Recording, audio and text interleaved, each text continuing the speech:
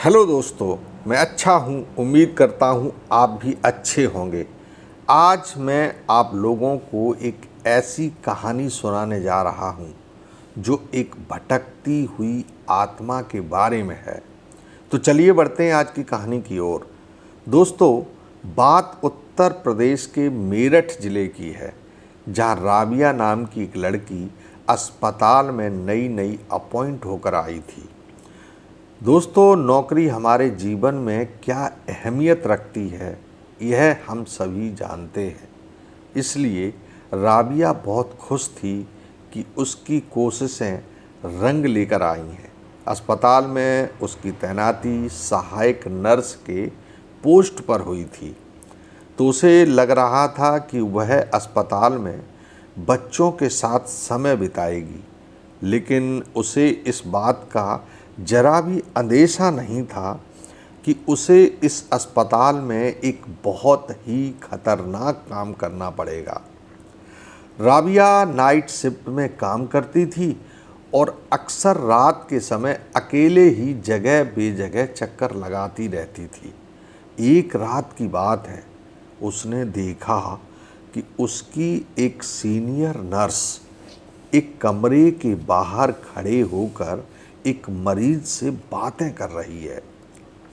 तभी राबिया अपनी senior nurse के पास गई और उसने पूछा कि वो मरीज उससे क्या बातें कर रहा था। सीनियर नर्स ने राबिया को बताया कि वह मरीज अजीब सी बहकी बहकी बातें कर रहा था। वह मुझे एक अजीब सी घटना के बारे में बताते हुए कह रहा था कि उसे रोज़ रात को एक लड़की दिखाई पड़ती है जो घंटों उससे बातें करती है। उस मरीज ने सीनियर नर्स को यह भी बताया था कि वह लड़की अजीब सी दिखती है। उसकी आंखें जली हुई हैं और हाथ बहुत ही काले हैं। अब उस नर्स की बातें सुनकर राबिया को बड़ा आश्चर्य हुआ। वह सोचने लगी कि शायद यह मरीज पागल हो गया है या फिर उसे कोई भ्रम हुआ है। एक रात की बात है, राबिया अपनी ड्यूटी पर थी और उस समय रात के करीब 11:30 बज रहे होंगे। वह नॉर्मल चेकअप करके उसी कंपार्टमेंट में जा रही थी जहां वह मरीज एडमिट था। राबिया जब उस कमरे के बाहर पहुंची तो ऐसा लगा जैसे कोई उसका दबे पांव पीछा कर रहा है। अब राबिया ठिठक कर रुक गई और उसने इधर उधर नज़र दौड़ाकर देखा, पर उसे वहाँ कोई दिखाई नहीं पड़ा। अब राबिया इसे अपना भ्रम समझकर आगे बढ़ गई। तभी राबिया को अजीब सा एहसास हुआ तो वह सहम गई।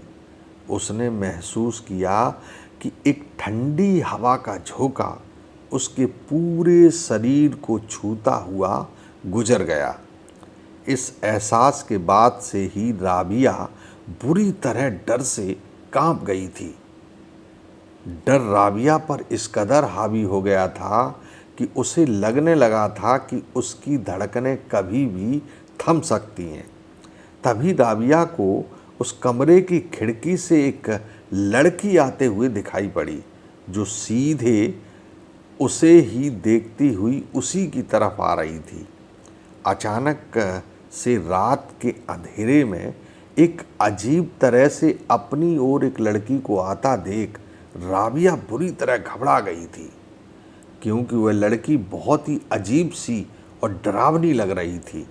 उसके हाथ बहुत ही काले और जले हुए थे, उसके बाल एकदम काले थे और उसकी आंखें लाल लाल अंगारों की तरह दहक रही थीं। उस लड़की का भयानक रूप देखकर तो राबिया डर के मारे कांप रही थी। अब राबिया को लगने लगा कि आज उसकी मौत निश्चित है। तभी राबिया हाथ जोड़कर उस लड़की के सामने गिड़गिड़ाते हुए बोली कि आज मुझे छोड़ दो। आज के बाद मैं इस अस्पताल में कभी नज़र नहीं आऊँगी। मुझे माफ़ कर दो प्लीज़। ऐसा बोलते हुए राबिया वहाँ से भागने की कोशिश करती है, लेकिन वो लड़की राबिया को वहाँ से भागने नहीं देती और धीरे धीरे राबिया के सामने से आगे बढ़ती है। और जैसे ही वह लड़की राबिया के करीब आई तो वह और अजीब दिखने लगी। अब राबिया को वहाँ से भागने का कोई उपाय नहीं सूझता है, इसलिए राबिया उस कमरे के एक कोने में अपनी आंखें बंद करके खड़ी हो गई और लंबी लंबी सांसें लेने लगी। तभी उस चुड़ैल ने राबिया के बिल्कुल नज़दीक आकर एक डरावनी आवाज़ में कहा, राबिया मुझे बचाओ। और इतना बोलकर वह चुड़ैल कमरे से बाहर चली गई।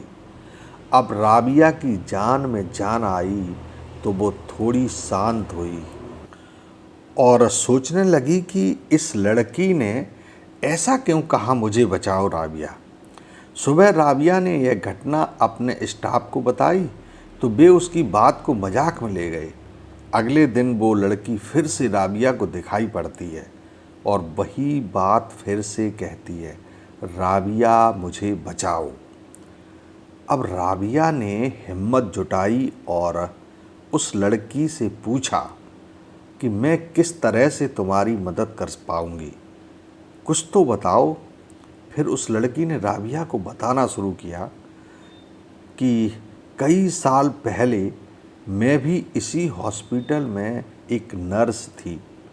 एक रात मैं यहाँ सारे मरीजों को देखने के बाद एक कमरे में आराम करने चली गई। मुझे पता नहीं चला कि कब मेरी आँख लग गई और मैं वहीं सो गई। कुछ ही देर में पता नहीं कैसे इस अस्पताल में आग लग गई और मैं वहीं जल के मर गई। हॉस्पिटल की ना बदनामी हो इसलिए हॉस्पिटल वालों ने इस बात को दबा दिया। तब से मैं एक आत्मा बनकर भटक रही हूँ, मुझे मुक्ति नहीं मिल पा रही है। तुम चाहो तो मेरा क्रिया कर्म करवा कर मुझे मुक्ति दिला सकती हो। इसके बाद राबिया ने सारी बात हॉस्पिटल स्टाफ को बताई तो हॉस्पिटल वाले उस लड़की की लाश के बचे हुए अवशेषों को निकाल कर उसका विधि विधान से अंतिम संस्कार करवा देते हैं। इसके बाद वह लड़की ना तो राबिया को दिखाई पड़ी और ना ही हॉस्पिटल के अन्य स्टाफ को। तो दोस्तों, आज की कहानी में बस इतना ही। कहानी पसंद आई हो तो मेरा चैनल सब्सक्राइब ज़रूर कर देना। आप सब खुश रहें, ऐसी दुआ सदा करता रहूँगा। जय हिंद दोस्तों।